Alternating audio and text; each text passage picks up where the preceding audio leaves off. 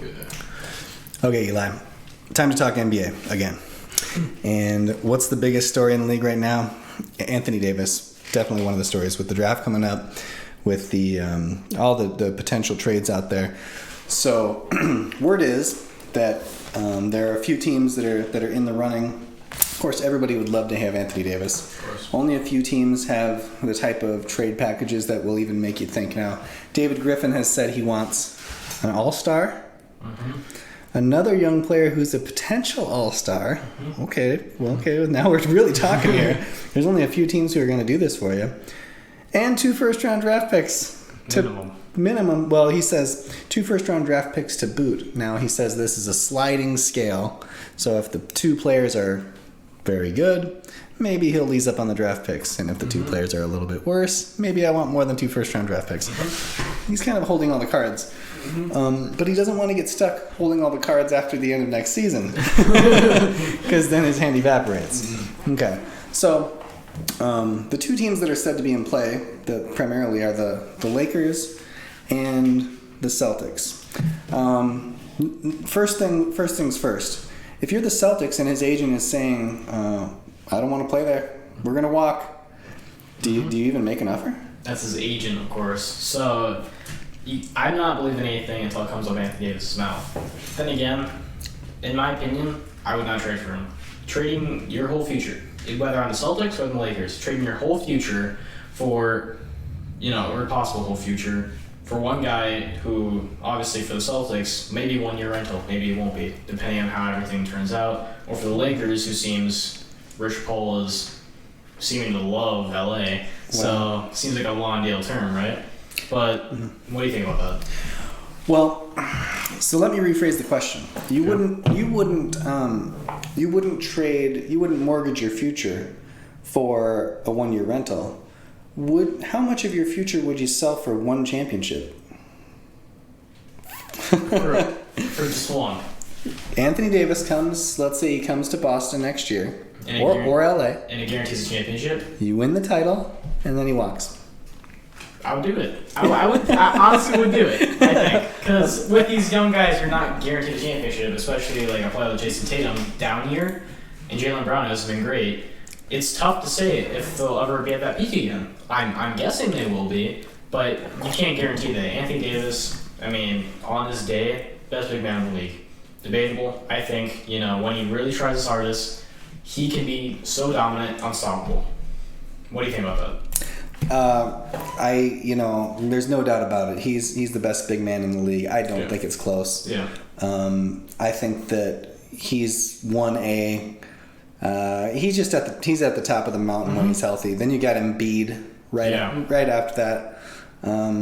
Then it's it used to be Boogie was pretty good. He was up there as maybe in your B tier, but nobody's debating that Anthony Davis is the best big man in the league.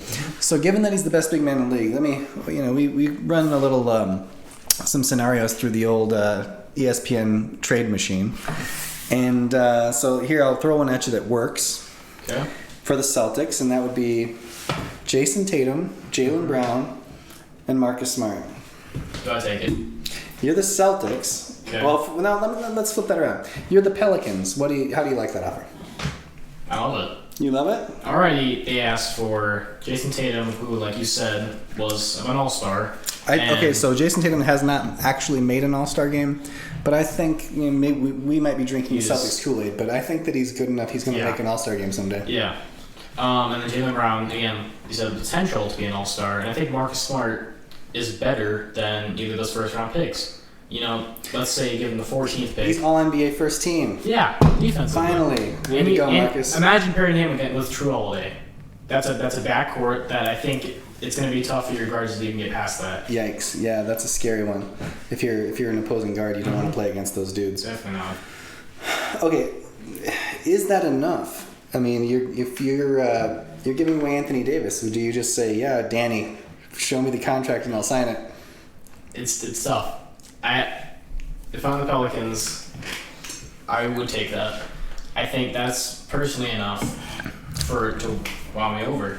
Obviously, it works with the money deal, and that's probably the best that you're going to get between the Lakers and the Celtics, because the 2 picks are not going to add up to anything nearly as good as Marcus Smart, in my opinion. Which 2 picks are we talking about here? 2 first-rounders. Oh. So whether that be... Oh, I see what you mean. So you're saying that we're subbing in Marcus Smart for the 2 first-rounders that Griffin asked for. Mm-hmm. So, I mean, Marcus Smart's amazing. And will this team win a championship with the Pelicans? Probably not. You're going to have to add another star. Well, how about Zion Williamson? Yeah, almost Zion Williamson. Again, is it good enough? It's debatable. Because if Kevin Durant, obviously injured next season, the Warriors are going to be on top, we don't know. Mm-hmm. Is Curry going to have another great year, able to possibly carry this? Klay Thompson, maybe he resigns, maybe he doesn't. Okay, let's stick to the Pelicans and the trade here. If you're Danny Ainge, they call you up and ask for that trade. What do you say? I say no. You say no. I say no. Too much. That's just too much. Maybe I'm just. And he warm says, spot for those guys. He says, Danny, you traded away like 17 players for Kevin Garnett when he was past his prime, and you won the championship. Don't you want to have that feeling? Remember what it felt like putting that ring on for the first time? Don't you want that ring again? Because you know Anthony Davis can deliver it. Okay. If I do this trade, will it guarantee a championship? Well, if we had a crystal ball, what if I tell you that doing this trade is the only way you're going to keep Kyrie Irving? Kyrie says, if you do the AD trade, I'm in. Otherwise, I'm gone. Long term? Yeah, Kyrie will re-sign a 4-year contract right now if you do this AD trade. Oh, Lord.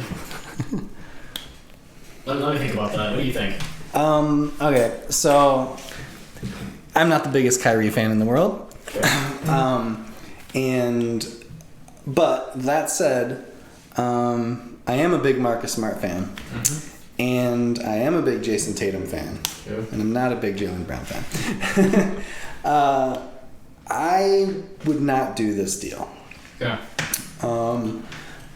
I think that in order to be successful, you need a certain level of continuity and a certain level of cohesiveness. Unless you're...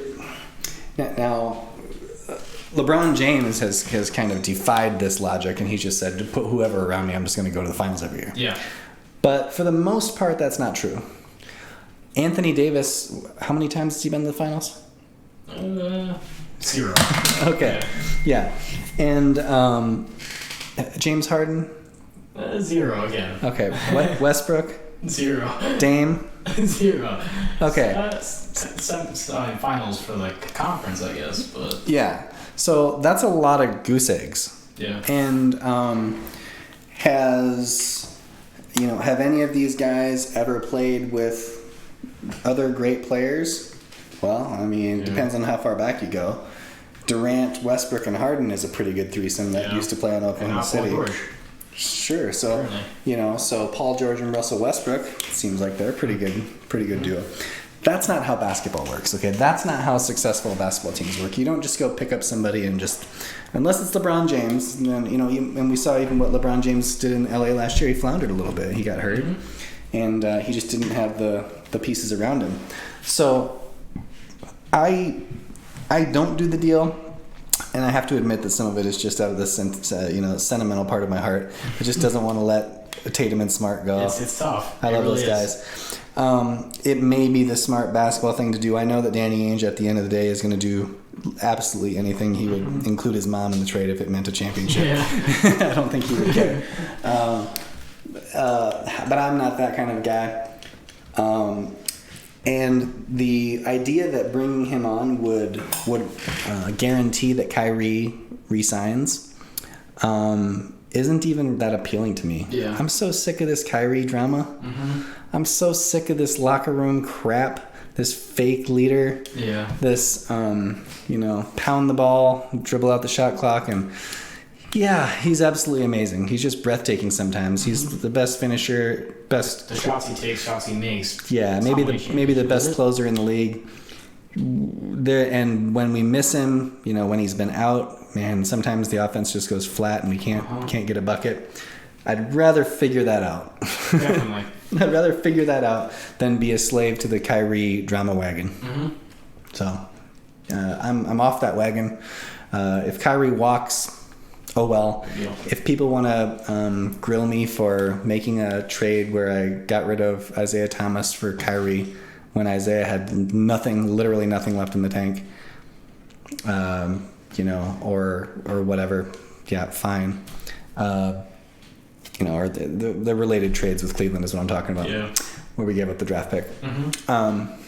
So yeah, I'm just not that into Kyrie anymore. Sorry, Kyrie, it's not you, it's me. Yeah. No, what I would do, I'm gonna stick with you on this one. I would not do it. Again, it may just be the sentimental feeling of how I feel about these guys. You may not be the biggest fan of Jaylen Brown, but I think I like him. He shows sparks, and I think Boston loves him. Yeah. Boston loves all three of those guys way more than Kyrie, and it's shown. Mm-hmm. So, Kyrie, sorry, you can walk. I'd rather build around these three guys, build a consistent offense, instead of having to work around you, dribble up the shot clock. Oh, there's 6 seconds left. I'll pass it off for a 3 and we break it. Rather have work around 3 guys than just one. Okay, so we talked about what we think about the Celtics prospects for trading for Anthony Davis. I think that we'll just cut the video here, and then next we'll talk about maybe there's somebody else who could make a pitch. Yeah.